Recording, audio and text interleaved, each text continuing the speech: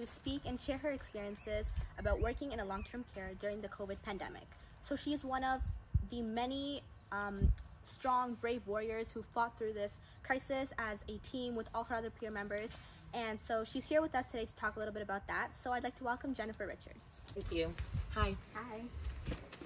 Thank you so much for joining me today. Thanks for having me. Of course. So before we get started, do you want to briefly introduce yourself? Yep, I'm Jennifer Richard. I've been a personal support worker for almost 16 years and I work in long-term care. Okay, so do you want to just briefly kind of just say your experiences during the COVID pandemic, like working as a personal support worker? Well, nothing could definitely have prepared me or anybody else for the pandemic, that's for sure.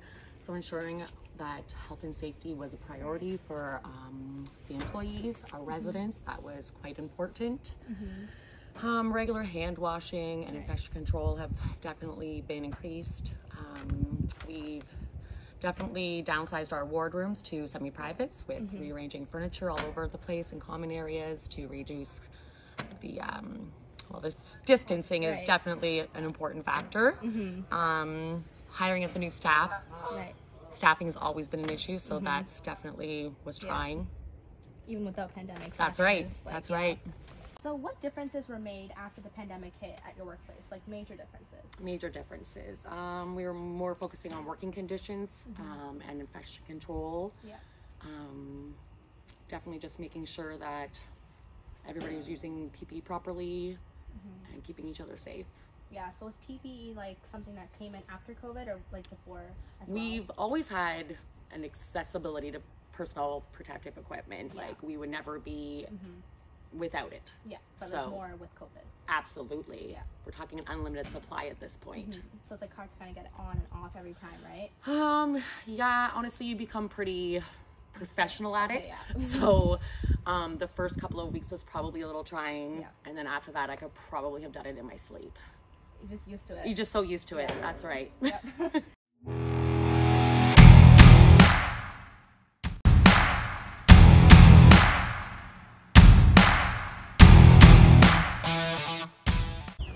So during the whole pandemic, how supported did you feel? Like from other staff members or like even your unions and all that? So how supported did you feel? Extremely supported from management, head office, my co-workers, the union office. We all work together as a whole to support each other. Definitely lots of communication, which was vital. Yeah. So lots of team huts. Anything we needed. We never had a shortage of PPE. Yeah. Just a lot of support from everybody in the whole community too. Okay, so how did you manage your work life with your kind of home life and family life and all that? Well, due to the concerns from the spread of the virus and having to make sure that we were keeping our residents safe, I pretty much didn't go anywhere. I wasn't allowed other than to work. So I did a lot of texting and a lot of phone conversations with my friends and my family. Had the support of all my coworkers and all the management team. So just took it one day at a time. Yeah. So you're kind of just home and work. Yeah, home and work. And so during the pandemic, PPE was very mandatory. So how was that a challenge? Like, even if it was just putting it on, like, how would you say that kind of affected you mentally and It was definitely mentally and physically draining on some days. So it was quite important for self-care, getting the proper nourishment and rest because it was definitely exhausting, working 12-hour shifts. So, yeah. So have you been affected by COVID? Once, but a couple of years after it started, so. So how was your experience with that? Was that like, did it hit you in a bad way or was it? Yes and no. I definitely felt like I had the flu. I lost some taste and smell. I was off work for 14 days, unfortunately. And I couldn't see anybody either, so. And like COVID deaths at your workplace, how was that handled? Was it like, you know, like how they put into bags, right? The bodies into bags? Yes. Right? That was like different from how it usually is. It definitely was. Less people would be involved in that situation. We would probably not move the body as much as we would have. And we wouldn't do an honor guard. Yeah. And how are families kind of approaching it? Like not the deaths, but like just COVID in general. I think a lot of families were taking it hard because we were in almost total lockdown.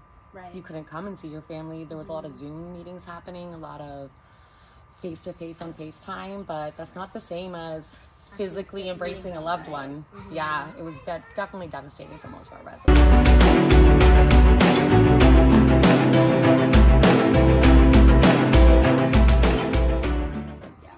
So what precautions did you take other than all the PPE? Was it like social distancing? Obviously? Absolutely, and to the point where you're almost a hermit. You're not even leaving the house unless you're going to work or stopping at the store on your way back. But then you're not seeing anybody because everybody's been told to stay in. So that was hard. Yeah. Lots of hand washing, and lots of disinfecting of everything. That's perfect. Yes. Yeah, I think that's pretty much it. I've covered everything. Okay. And thank you so much Great. for Thank you coming for and having talking me. about all of this COVID and everything. All right. Good luck with Thank you your so much. schooling. Thank you. Thanks.